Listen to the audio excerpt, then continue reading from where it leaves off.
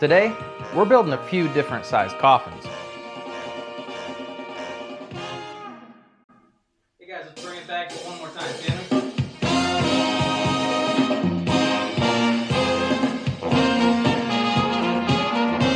Just got back from a pizza break. Spent the last 2 hours out here in the shop trying to nail down, get it? Nail down, it's a coffin, nail in the coffin.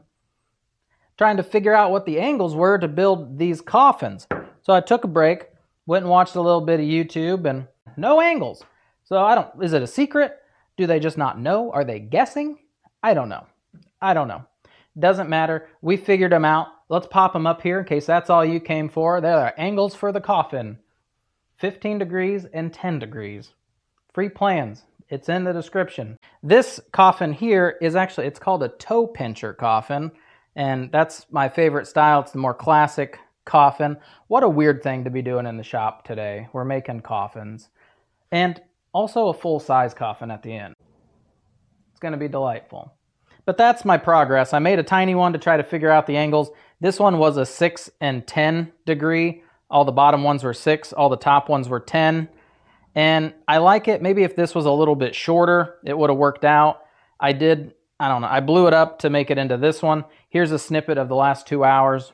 Can I double the length of each of these boards to make my next size? I mean, yeah, without changing the angles, if you just double your length. But I'm not loving the 6 and 10 degree in this one. And those are the prototypes that I came up with.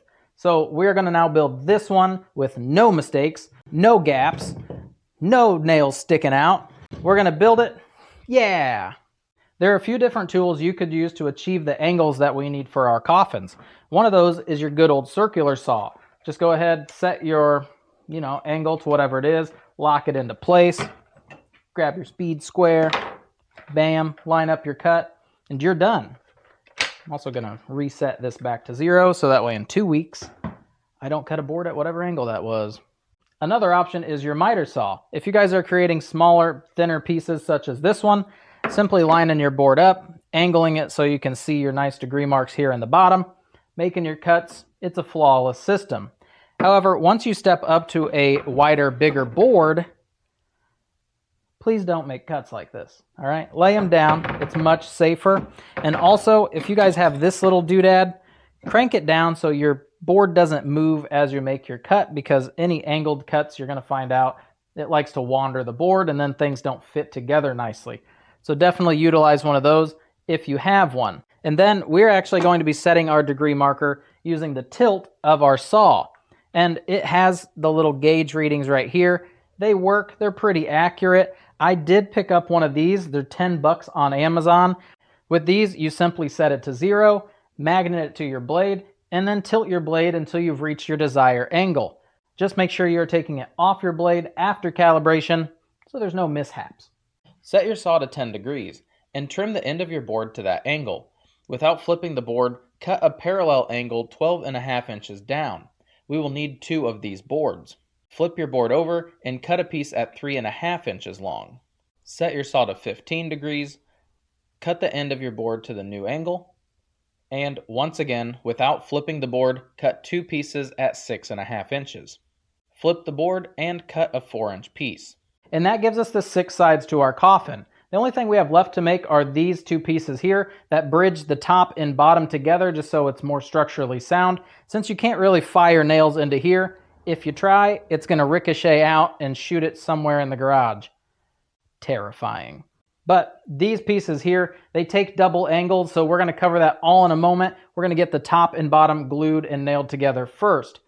Additionally, if you guys wanted to add in this shelf, I will cover that in a moment. And then there is enough lumber left over from using a 1x6x8 to make the backboards if you wanted it to have a bottom to fill it up with candy or set it on the table or something like that. For assembly, the top and bottom actually sit inside of the longer side pieces, so you can just shoot nails right through the side of them. However, mine are very warped, so I'm going to show you a little trick on how to get that as well. So for this, using a little glue, I'm going to let that set up for just a moment here. because all of that glue is going to get sucked into the wood, and then we're going to add more glue here in a moment. And you can see it go from that glue consistency to this milky white consistency. So add just a little bit more. It is going to ooze out once I go to assemble these. Make sure you have it facing the right direction. Line it up so that it is flush on the bottoms. I like to shoot my first center nail and then go to the top and bottoms just to ensure that everything is lined up nice and tight. I am using a 1.25" nail. I'd like to use 1.5", but I am out of them.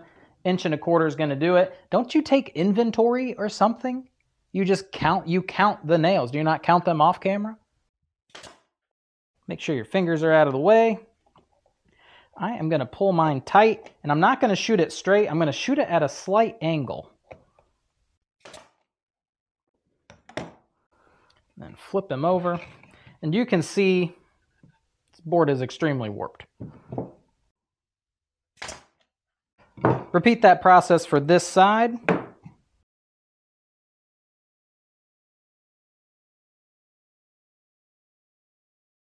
Two things that I've done. This board I let sit this direction. This board I let the cupping face inward, and you get tighter angles on the outside than with this one.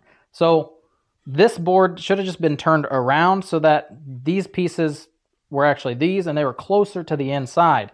That's not what I did, so I could show you. And then I had made these, which is just a 10-degree angle, 90-degree angle cutoff. These actually fit right here, right here. I'm going to try it without anchoring them down. More than likely, you generally add some 3M tape or something to the inside, some double-sided tape, so that they are sticky. That's not what I'm doing. Then they also wander when you go to tighten them on. So.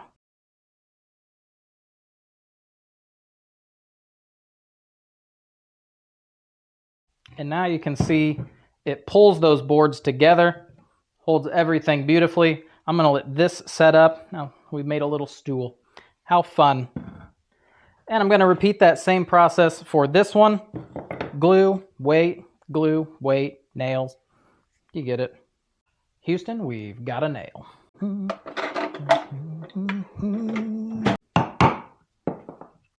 You run an iron over that, no one will ever even know it was there. While I wait, which is going to be overnight for me now, I'm going to cut out these little bracing pieces so that they're ready for me in the morning. Cut each end at your 10 or 15 degrees, just like so. And then what we are doing is taking a simple square, putting it up against your edge, lining it up with the smaller of the angle, drawing a quick line, referencing to the top. Another quick line. Do that for both sides. I'll show you one more time. Smallest part of the angle. You're drawing a line. Transfer that to the top. If your miter saw was set to 15 degrees, change it to 10 and vice versa. Line up your cut and you will still be able to see that 15-degree line. You're really splitting it with the 10 and the 15 degree. Then measure down about a 1/2 inch to 3/4 and cut that at 90 degrees. And you'll be able to tell which is our 15 degree and our 10 degree angle. The 15 is a much longer slope than that 10. And we're just going to line them up like that. Throw in some glue.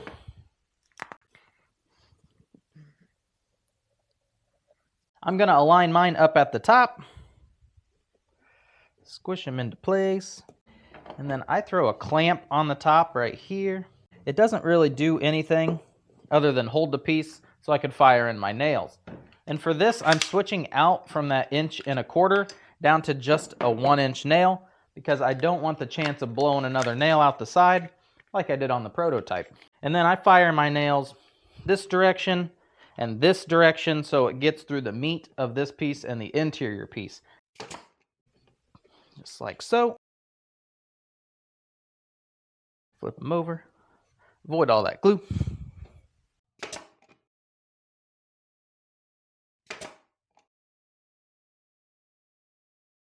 There is one pretty good joint. Now this guy, you can see he's off. When I tighten this in, it really pulls them apart. And all you got to do for these, throw in a clamp.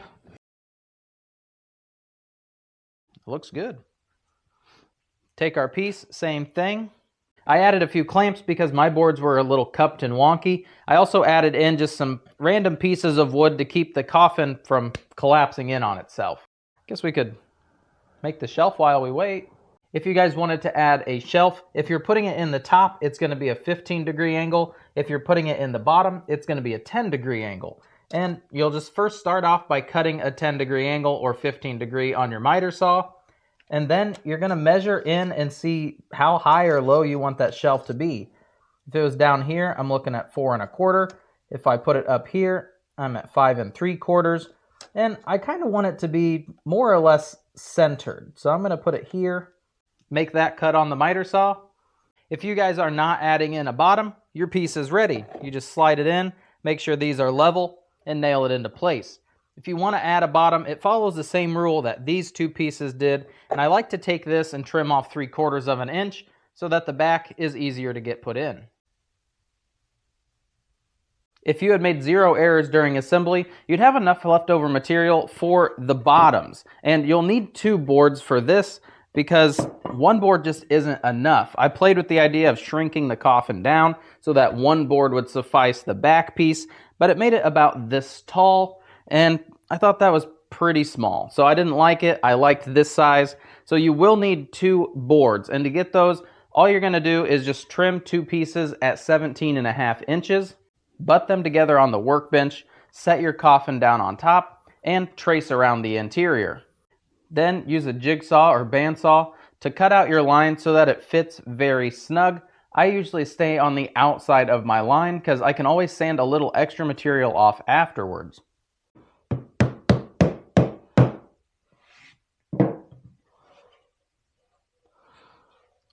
Well, geez, we don't even need no nails. Okay. And I've got 1 1/4 inch.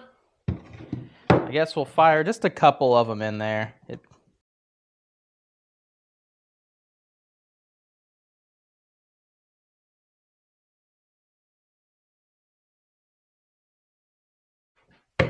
Could just about dang do this professionally.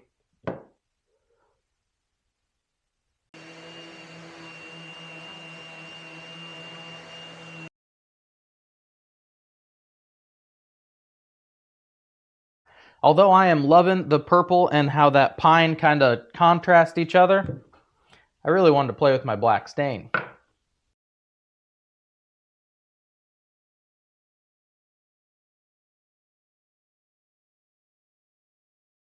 Yeah, I like that too. Yep, I need a pillow. All right. Set your miter saw to 10 degrees. I had to cut off a cracked section, then I cut a test piece to 13 inches. I want the bottom to be stable, but I don't want it so long that it makes the middle section too big. I don't have plans to look at, so this is kind of made up as I go along, like any good woodworking project, you know? Both angles the same direction. I cut the longer side piece to 56 inches long. For the top, angle the saw to 15 degrees. Using the camera actually helped me a great deal for sizing. Let's cut it to 24 inches and see what we get.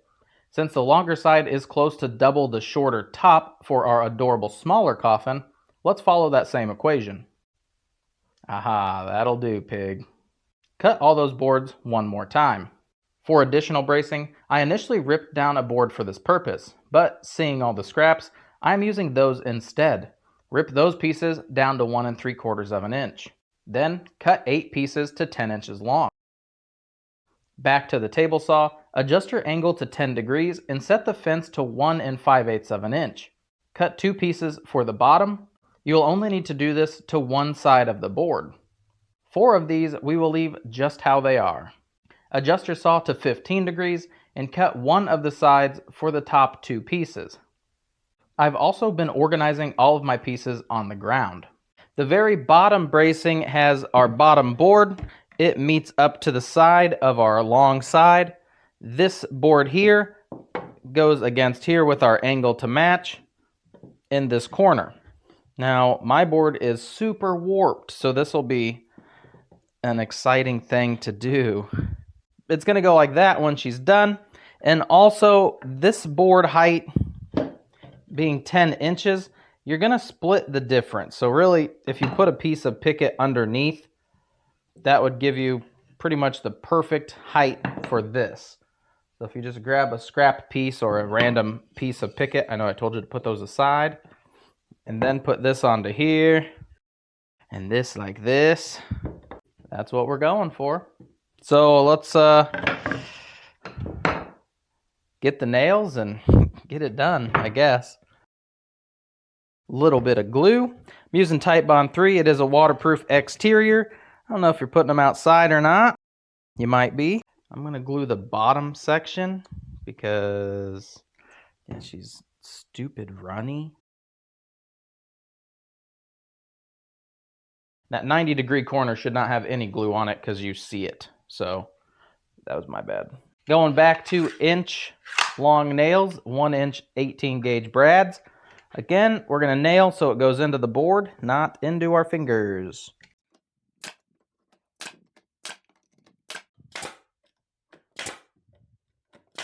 There we go, minus the nails shooting through. There's one. Now we just repeat that process to add in the second bottom and our second long top side.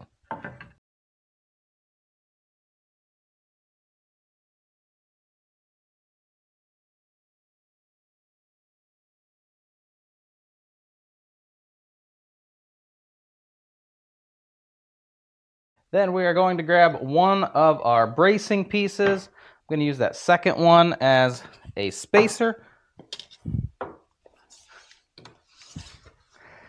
Being 56 inches, let's go to 28. Get her centered. Add your board to the bottom. Push it against there. Make sure that she's square. Tip her up. Oh, the whole thing just moved. Put in some glue. Tip her back down. Realign. Make sure these are good and smashed together.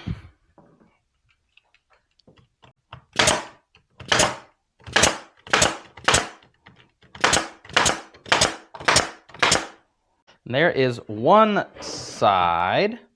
And we're going to repeat this makeup to this piece, but I don't have the workbench space. So we're going to the ground. Yay!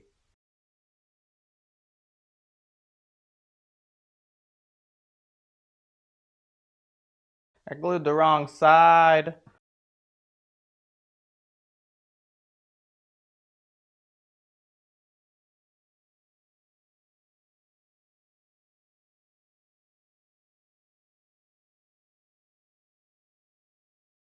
To join these two sides together, you're taking that 90-degree piece, you're going to butt it into here, you're going to butt this board in, you're going to have a gap, but unless you want to use a thicker piece of material and mimic what we did on that medium coffin, this is going to work. And honestly, it just has to be strong enough to hold it together until I put in the bottom. Because once the bottom's in, that's where all of your structural properties come from. So a thin line of glue, nail the crap out of it. Just on the sides. That's all we're doing.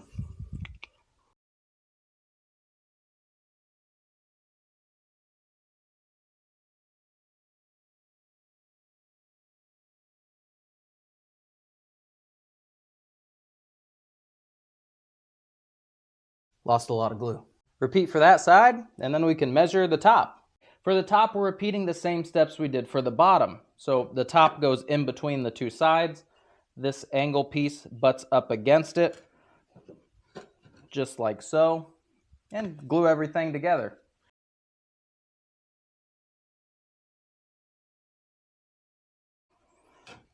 Easy peasy. To cut the back pieces horizontally, set your miter saw angle to 10 degrees. Make an initial cut, measure the distance of your coffin, or just bring the piece along. make a mark and cut to that length.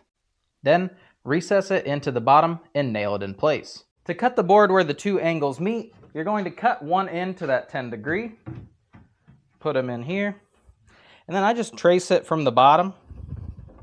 Since there's that little board inside of there, so I know this is my top, that should be the bottom, this side over here. And since the bottoms are 10 degree and the tops are 15 degrees, I know that this initial first cut is going to be a 10 degree, and then these two little slivers are going to be cut at 15 degrees. I thought this looked a little wonky when I put it together.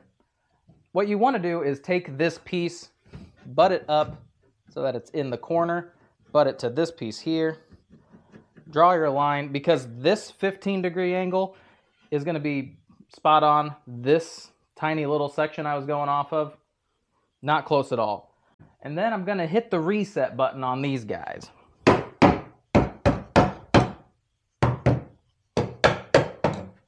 Careful that it doesn't pull it out from down there. I have recut the tops to be the 21 inches, which is the correct measurement. The plans are correct. Back when I was talking about it is correct. 21 inches is correct for these tops. My last board I had to cut down to 4.5 inches, and make sure you're lining up the long edge with your table saw fence, otherwise you might mess up how those angles are. To fully fill in the back of my coffin, it took 7 72-inch long pickets. If you guys didn't want to put that many pickets into this project, say it was a simple yard Halloween decoration, you could just put a piece at the top, near the middle, and the bottom. However, if you're using it for like a shelving system or you want it to be a little bit more long-term decorative, I wouldn't use pickets. I'd step it up to the 1x material because it's still a little goosey. But for the decoration I'm throwing in the yard, this will do me good. To add a closing lid, when you're cutting the backs, just duplicate them so that you have a front. It works for this coffin and for this big guy. And then you're going to add hinges right here and right here. You're good to go. Hey everybody, thank you so much for checking out this content. My goal is to hit 100,000 subscribers by the end of 2024. So a like would be greatly appreciated. And for the 70% of viewers who are not yet subscribed, go ahead and click on that beautiful man right there, so that way you're not missing out on awesome content like this in the future. Again, thank you so much. All right, it's over. The video's over. You can watch another one if you'd like. Bye.